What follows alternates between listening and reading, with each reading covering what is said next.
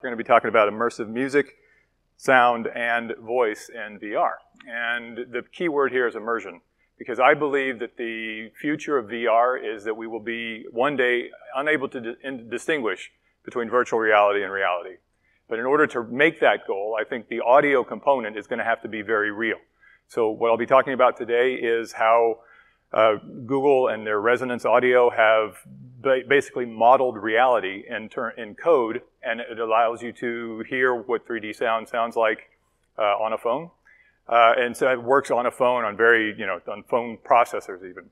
Also, I think music is a really key and important part of the process, because in VR, you are the actor. In the movie, of course, you're watching an actor do things, but as the actor, the music should follow you around, and it should also follow what the game does.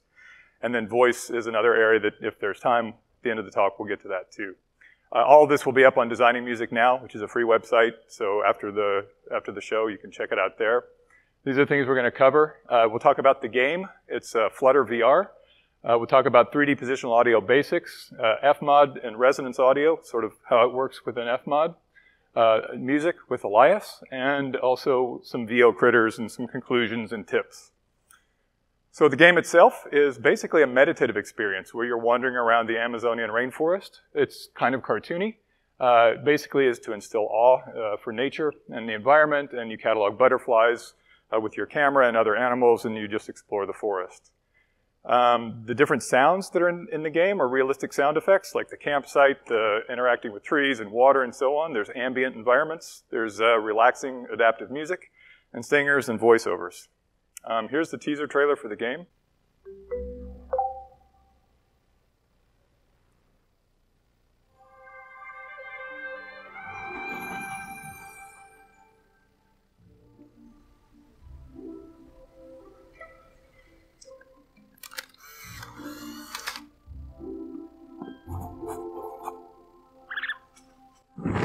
Capybara. There's day-night cycles in the game, so you go from day to dawn to dusk. And here's some gameplay. This is a reviewer called VR Shopper, and he's reviewing the game. Ooh. Wow. It always looks better when you're inside the game itself. This looks pretty awesome. Headset like this. There. With this controller. Nice picture. Pick up the perch. I'm going to pick up the perch. Oh, is it going to land on the perch? It did. That's pretty cool. Drag it that way. Drag it that way. There you go. I'll move it that way. I'll go this way then. Is that a capybara? So you can make friends with some of the critters. The capybara, and there's a toucan as well. When you take pictures, and it's basically just exploring and enjoying yourself in this rainforest environment. Crack out a picture of the waterfall. There we go. You can shake bushes. And butterflies come out. There's new butterflies, And every time you catalog a butterfly, it'll play a stinger, and the stinger will be in harmony with the underlying music. Oh, it's getting dark now. You can see it's getting dark. So there's 3 types of music cues that were written, all adaptive. One is for day, one is for dusk, and one is for dark time or nighttime. Ah. What's this? Oh. We need a picture of that. So this is how it's set up in VR. This is the Unity project, and basically there are point source audio. There is, like for the birds and for the waterfalls and so on. Then there's also 2D ambience, and there's music is also 2D or stereo. So there's, from the point source mono, there's static environmental elements. There's dynamic elements, things like the trees that you can move. And there's collisions, so when a piece of fruit hits the ground or a metal cup hits the dirt or things like that.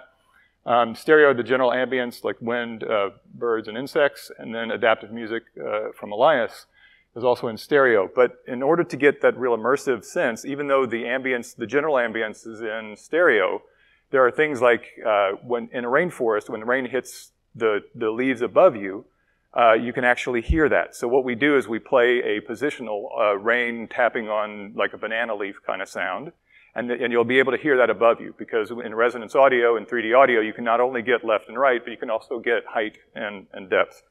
So those are some of the different components.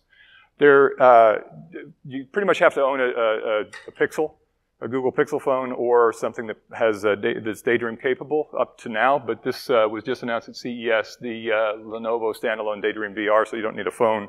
I don't know the price point, but it comes also with a 3D camera. So this is a little bit of information just on positional audio. Basically, is what they're doing in positional audio is just like when you have stereo, you can interpolate between left and right. In positional audio, you basically have a bunch of virtual speakers all around you in a sphere, and you don't have to have 1,000 speakers around you. You just need enough to be able to interpolate between each speaker.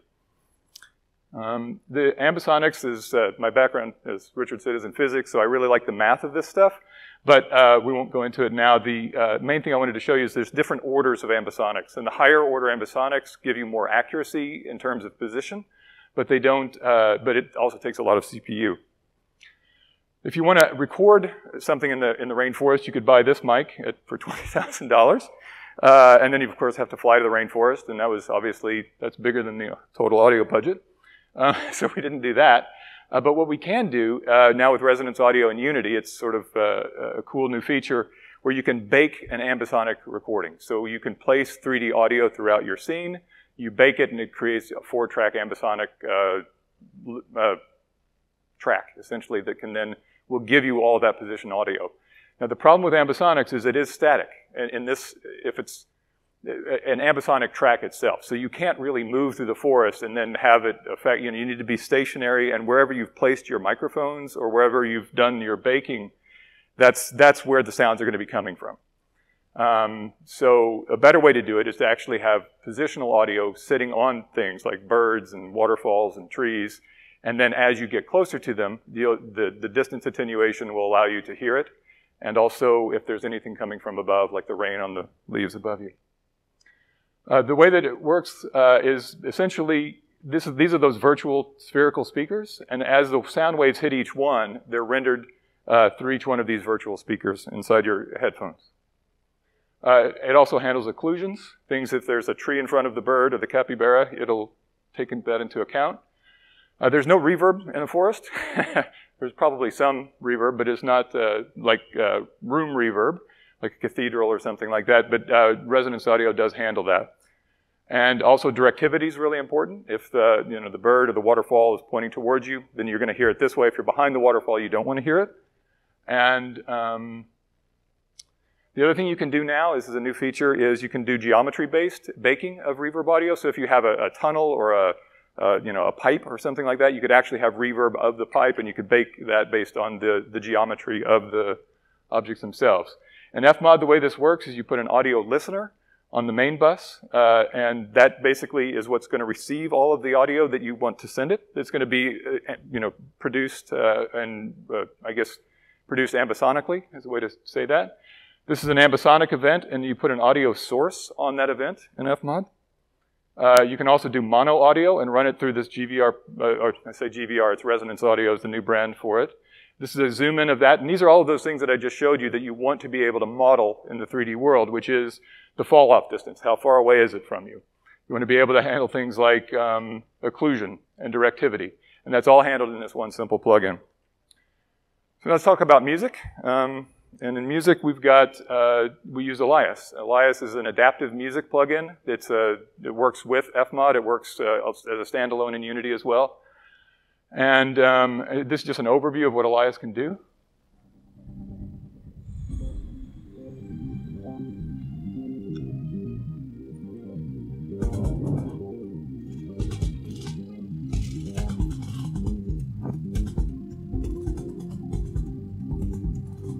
So it gives adaptivity this way, so increased or decreased intensity. You are you're the director of the game. You are the player in the game, so you want the music to follow you, and this allows that music to follow very smoothly as you move and do different things, as you go into boss mode or whatever else. It adapts to the story, it adapts to the time of day, and things like that. In this particular game in Flutter, this is the cycles. As I said, there were 3 tracks of music: day, night, and dusk. You can go from day to dusk, day to cloudy night, from cloudy night to stormy day to stormy night, and so on. Just within the game, those were the transitions that we had to write the music for and have Elias play.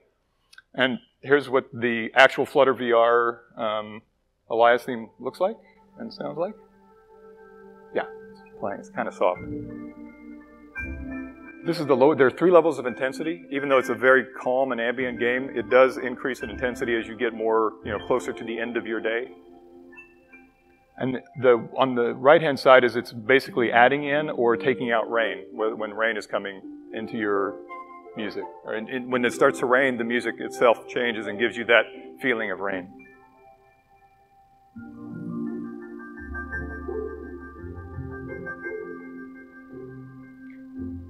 The other benefit of using Elias is it gives you, you can have stingers that are musically in harmony with whatever is the underlying music is playing. So if it's in G Mixolydian or F flat Lydian, whatever, you can have music, you can have the stingers play in key. And a lot of games that don't use middleware, let's say it's all in the key of C, that's typically what we do, is it'll all be in C, and so all the stingers will sort of not clash. But with Elias, you can have a lot of key changes in your music and stuff like that, and it'll flow smoothly. This is the stinger interface. There's 2 levels of stingers. There's like level 1 and level 2. One is when you discover the butterfly, and one is when you actually log the butterfly. It'll be a slightly more intense version of the same stinger.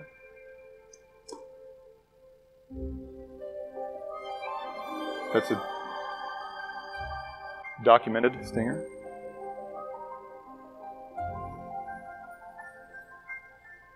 So now we're going to switch to a different theme, and it transitions from one theme to the next, which will have a different tempo, obviously a different harmonic structure. And it uses these things called action presets, which are really easy to code. So a programmer can just say, play night music, play day music, play rainy night stinger. And so in one line of code, they're able to trigger these stingers without having to understand the music or the harmonics that are underneath it.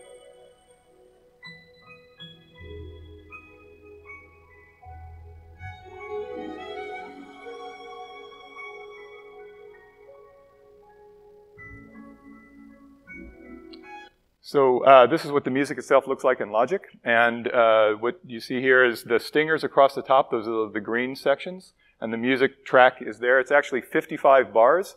And the reason it's 55 bars is there are several meter changes. So it goes sometimes 6/4, sometimes 7/4. In order to make that work, we had to basically make it all 3/4 and extend it to 55 bars, and the math just sort of worked out. So you're able to have some tempo changes, or not tempo changes, you say the same BPM throughout that particular theme, but you're able to change the meter within. The theme settings, the day theme is 55 bars, it's 85 BPM and 3/4 time signature. But in order to make it work, with multiple different time signature changes, we extended it to 55. There's different key changes. So from bar 1 to 9, it's G Mixolydian. From 10 to 16, beat 2, it changes to B flat Lydian. And so as this changes, and you can write much more complex music, much more engaging, much more immersive music using middleware like Elias to do that. This is just a close-up of the stingers, and several different stingers were written. One basically for each of the modes of music that you're in, for each of the themes that you're in. This is a close-up of that, the adaptive portion of it. So you go from intensity 1, and then intensity 3 is playing the second intensity. Intensity 5 plays the third intensity. And each time there's a rain stem that can be added to or taken away from it. Those red bars will make that silent. Here is this is the stingers. And you can see over here in the inspector where it tells that particular stinger that's selected can go off on bar 1, beat 1, bar 1, beat 2, and so on. You basically tell it where it's okay to play. And Elias will trigger that automatically. These are the action presets. We had to create a bunch of action presets for this game, but that saved a lot of time from the coder, because all he had to do was when the mode changed from day to night, from night to morning, stormy night, whatever, he could just type, play action preset, cloudy night, and it would automatically make that musical change. Let's see. This is the close-up of the action preset. This is the scripting language inside of Elias, and what it is you can set which theme you're on. This happens to be the day theme. what level you want to jump to, and whether you're going to jump to bar or play a sting or anything like that. It's a little scripting language inside. And it also has a mixer that you can use. There's also a Flutter VR OST coming out, and that will be launched with the next release of the game. So, real quick, we have a little bit of time for the animal VO. This was really fun. These are some of the critters that are scattered throughout the scene, and all from the Amazonian rainforest. Frogs make a lot of interesting sounds. And, let's see, the mammals. The capybara, those howling monkeys are pretty loud. But in order to make these sounds, the voice actor we got recordings of these sounds, but they're always with all of the insects and all the insect noise and things like that from the rainforest. So what we did is he would slow them down, because a lot of these are really fast. They're like, right? And so we would slow it down, and then he would record his, in the speed that he could, and we'd speed them back up. And these are just some of the forest loops. I'll play some of the sounds of the animals in just a second from the voice actor. So there are different ambiences for different times of day. Obviously, as night comes, as dusk comes, as the rain happens. We needed to create different ambiences for them. There's night. Rain night. Here are the animals. This is a capybara. This is actually a human emulating a capybara. Chirping.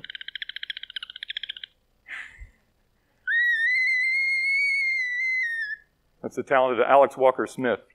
And that's the capybara singing.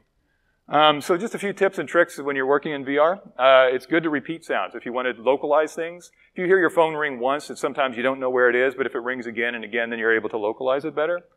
It's good to kind of move the source. If the player's not looking, you always know where the player's looking. So if it's behind you, you can move it, because sometimes you need to alert them that it's behind you. Ambisonics are great, but again, they're static if you use these pre-recorded ambisonics or baked ambisonics. So it's really better to sprinkle the ambient sounds using point sources. So you sprinkle those in, the birds, the trees, the frogs, and things like that can be in a distance. There will be some tutorials. There are some great tutorials up on the Summotone website. We have a 3-part blog that talks about Unity, FMOD, and GVR, which is also resonance audio. So there's actually the Unity project, the FMOD project, all the sounds are available. You can just download them and see how these are all implemented. And I think that's time. So.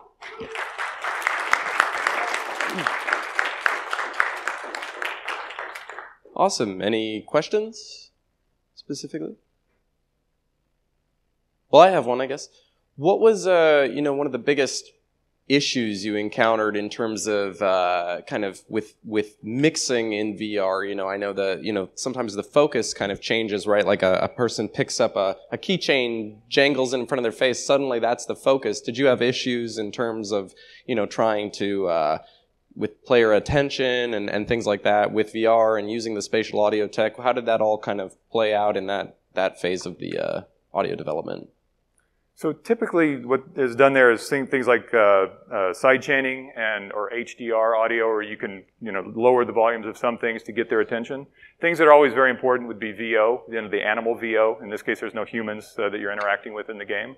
And so those are the things you'd want to make sure that their distance attenuation curves are much further out, so that they're not, you're not standing right next to it, or you're not 10 feet away from it and you can't hear it. So you want to make sure that that has at least 20, maybe even 100 meter attenuation curve. You can also give it a linear fall off rather than an asymptotic one, and that gives you more volume even from a further distance for VO. Yes, Adam. Thank you for being here. Hi. Hopefully this question isn't completely stupid. So Elias, just looking at it right now, it seems to offer this opportunity to potentially spatialize the segments. Have you ever tried working with Elias and Resonance Audio and spatializing the various segments that you've got interactively working in Elias? It's a great question, and it does have that capability, because each instrument track, you could have the bass track, you could have, let's say, a flute, and that flute is maybe a motif for a bird that's flying through space. That could be a separate channel that's exported from Elias, and then that could be spatialized in Resonance Audio. So that's coming. I think those are the kind of things that really make immersive music sound great.